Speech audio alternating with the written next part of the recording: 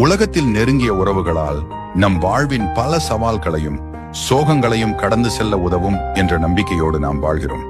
ஆனால் அந்த நெருங்கிய உறவில் நம்பிக்கை துரோகம் நிகழ்ந்தால் அது மனதின் அடித்தளத்தை உலுக்கிவிடும்.